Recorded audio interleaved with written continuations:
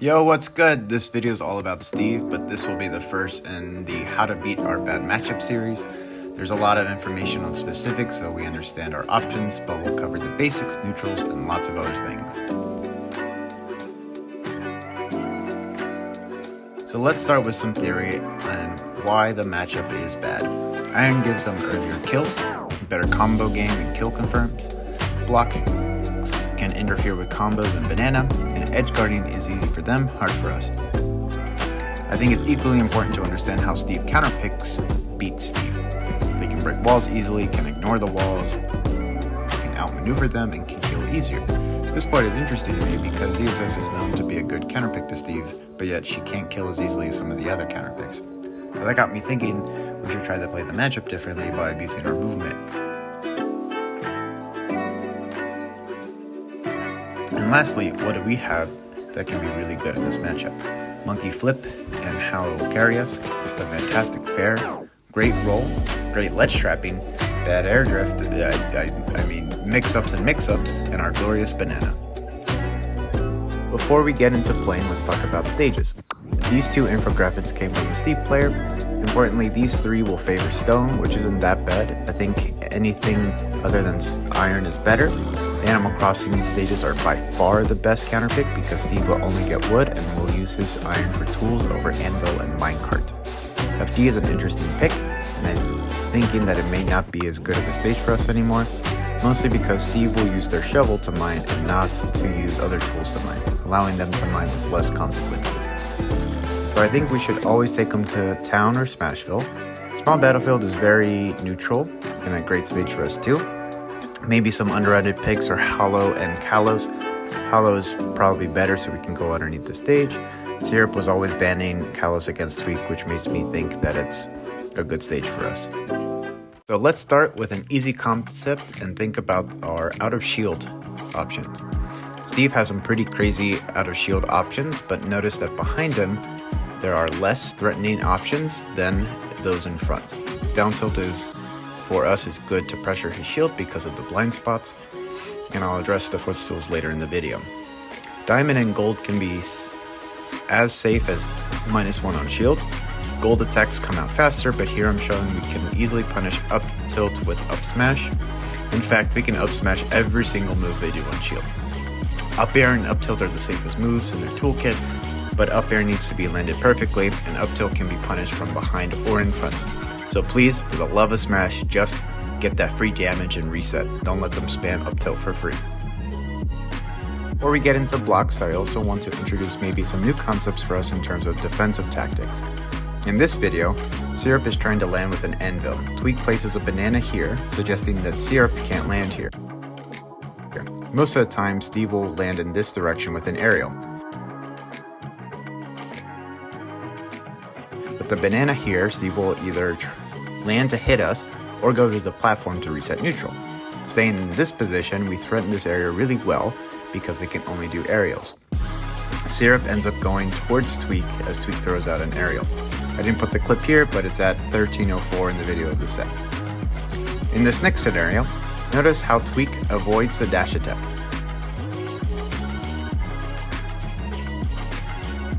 With the banana on the ground, it's baiting Syrup to punish this area because we probably want to grab it.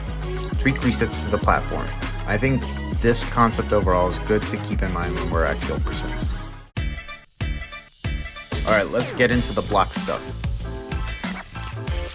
Another graphic here shows what Steve usually intends to do when they set up a wall. We can hit Steve with barrels in these two and just destroy the wall in the last setup. The wall typically creates a 50-50. I think in this matchup, Steve will try to react to punish our approach over the wall, but if they're mining, it'll be lagging, we can get in. If we don't approach, they'll look to punish us breaking the wall, so we gotta mix it up. We have a lot of good ways to break blocks, and it increases pretty logically. For example, dirt can be broken with 1 on F tilt, or 2 down tilts, or 1 monkey flip kick. Wood is similar in that it breaks the same way as dirt. Stone can be broken with 3 down tilts, 1 F tilt, and 1 down tilt, 1 monkey flip into down tilt,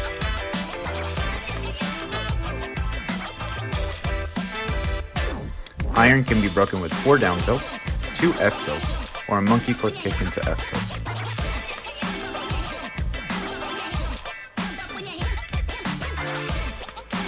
Of course, all of these blocks can be broken with barrels.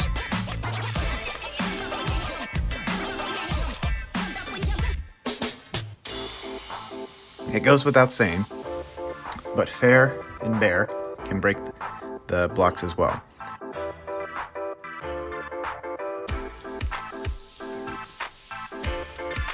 One thing to note is that if you're going to use barrels to break blocks, aim for the second block so you can be at a distance Steve can't punish us. Importantly, we should also try to punish the wall building too. Landing on the blocks helps us extend combos as well. Note that Steve is set to spam up tilt if I get close, so let's get mashing.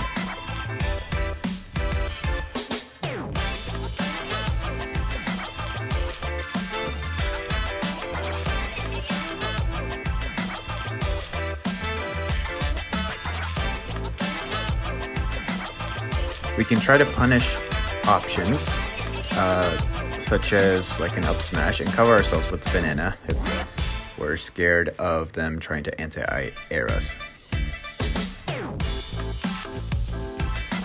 Here's where we can get a lot of mix-ups on our approaches. We can monkey flip kick cancel off of one block from any distance.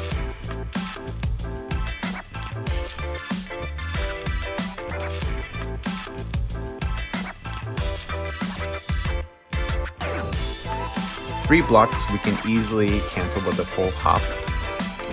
Of course, no blocks on the ground means we can just approach because there's no obstacle.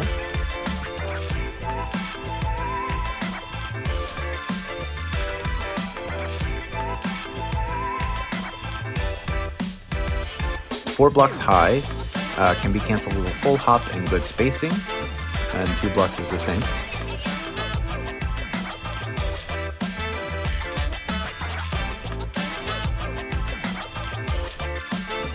An interesting tip is that if a block is pretty damaged, you can cancel through it.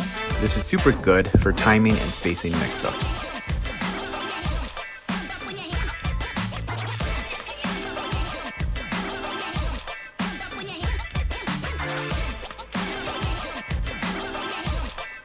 This upside down L is a pretty common wall too. If the end block is a little damaged, you can cancel it as if it's a 3-wall block. With iron, I just break the wall with barrels, aiming for the second block to safely break them.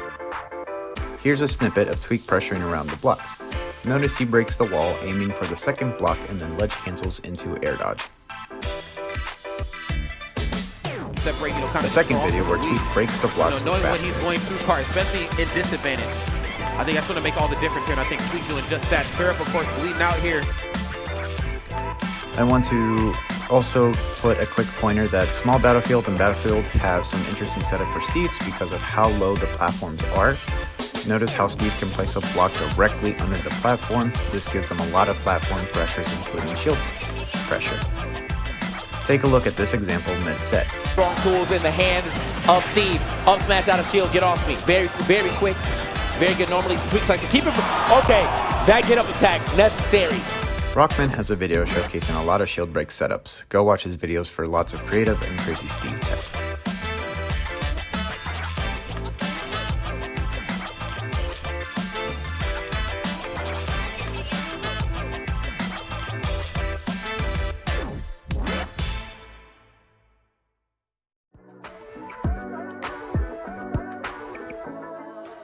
Okay, now let's get into Minecart. Personally, I like to think about it like monkey flip for Diddy Kong, but that's a personal side. Minecart has a specific threat window and has 8.4% health. Rockman's video talks about the distance that you can easily react to and punish Minecart noted here. Take note that redstone does not change the distance, and I'll talk more about redstone later. In Rockman's video, he also talks about Minecart hitting your shield and how easy it is to punish Steve because of frame data. It takes 18 frames for Minecart to have an active hitbox and another 16 frames for Steve to act, so punish the Minecart if it hits your shield.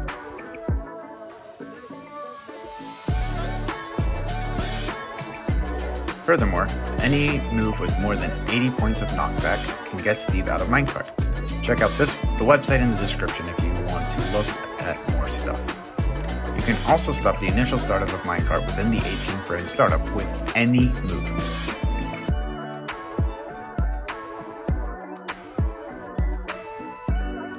Going back into the intro, Fair is a great tool in this matchup to punish Minecart.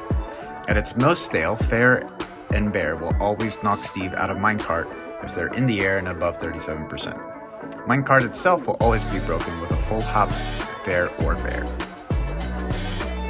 Notice how Tweak beats out Minecart to get the stock in this first clip. Tweak is kind of stuck in this situation, trapped in between all the blocks, uses the banana to find an opening here. Tries to set up the Tweak down also air, or stops set up the Minecart banana from working. Now the second, another one. Oh, I'm coming through. Hold up. Yes, sir. That tilt just walk straight in. Okay, another monkey flip. The last clip, I've been back Tweak towards center punishes stage, Steve and I like with banana. Really I think expand Syrup that lead. jumps Syrup in. right back into it. Only 17%. Now 35. Okay. And climbing here. Here I show that even with staling, Bear beats Minecart. Going back to Redstone and Minecart, the only thing that Redstone changes is the power or the knockback of the initial hit of Minecart. Damage and other properties remain the same. Thanks to the website, I learned that we have a lot of moves that actually beat Minecart. F-tilt and the second hit of F-smash and even down smash all beat it, but the smash attacks don't let you get another punish.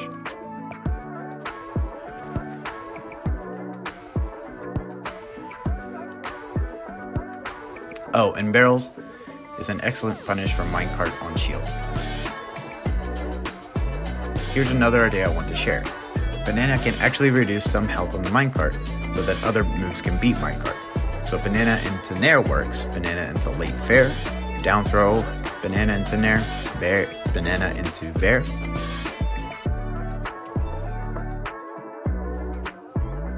And lastly, monkey flip kick beats Minecart too. I think monkey flip really makes a big difference in this matchup.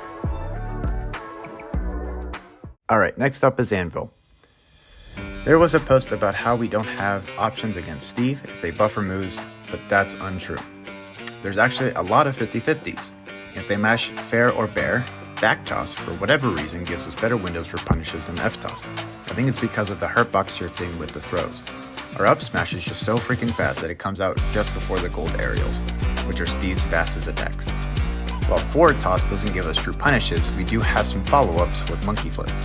So if they're mashing attacks from the side, we can do these punishes.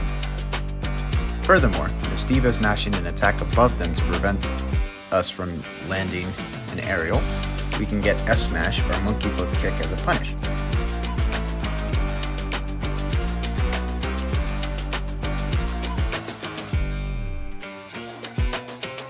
Of course, our most optimal punish is still barrels.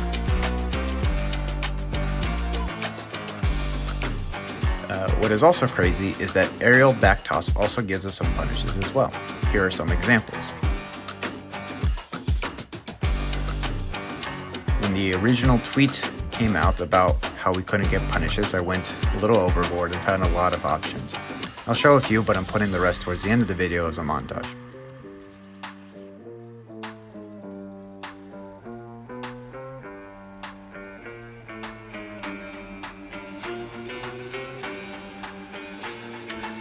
I think we're totally fine to go for these options because Steve players will have to buffer a vertical or horizontal approach to beat the specific options we choose. And just to reiterate, back toss lets us get a punish, while F-toss doesn't.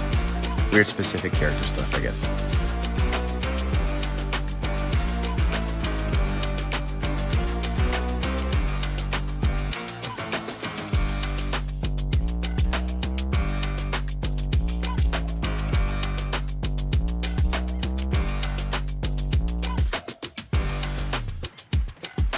An interesting quality I found is that if Steve is holding down on the controller and if they're on Anvil, on the ground, you can punish them with up smash, but they probably won't be in those scenarios. And in case I haven't made it clear, a high Anvil on shield lets us get these punishes because we can act before the landing hitbox hurts us on the ground. I also wanted to address something about Foostool Anvil specifically. Jodgers is here double checking, but I'm pretty sure we can get our shield out before Anvil actually hits us. And if we angle our shield down, we can avoid the hit altogether. Angling our shield down also prevents us from being hit by the landing hitbox of Anvil.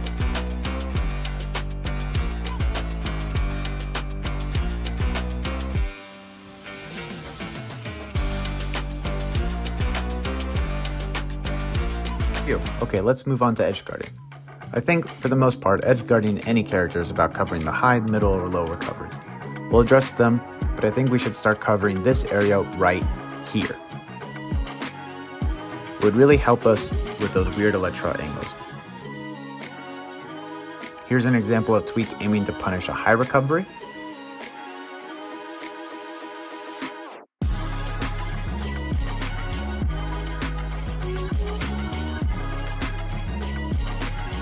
Lastly, I tried to think of a lot of different ways for covering Steve going low. Banana down throw into barrels I think is pretty reliable. And then this double toss is something Jodger showed.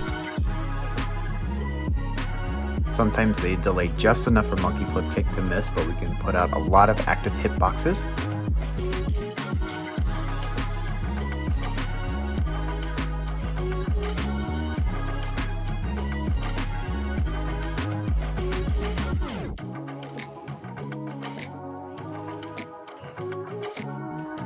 Here's an idea for trumping with kick jump.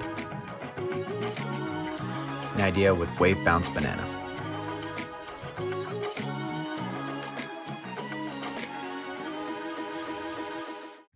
Steve has a lot of crazy ledge traps, and usually the scariest ones are with TNT. I'm showing in no particular order. I'm starting with this one. If they react to the getup, they can definitely break shield. If they react with up tilt and hold S smash, might be able to squeeze out some punishes. Steve, of course, has other ways to cover things, including the Gimmer setup not shown in this video, where we can always go underneath the stage.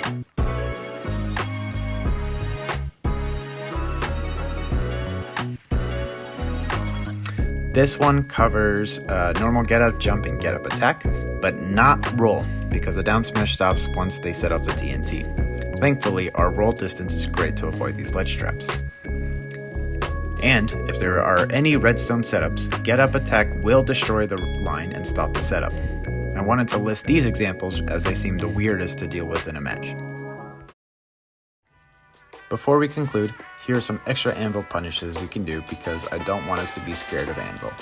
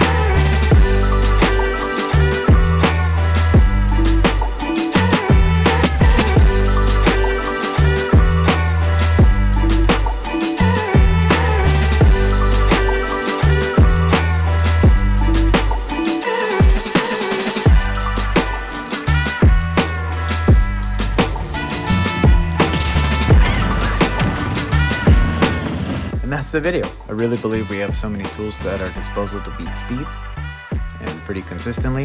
Of course, Steve is a tough character to fight against, so we will need to have good fundamentals overall. Shout out to Tweak for being an incredible pilot of this character. Thank you to Jodgers and Rockman for their help with this video. Please check them all out on their socials in the description, and feel free to ask any questions here or on the Discord. Until the next one.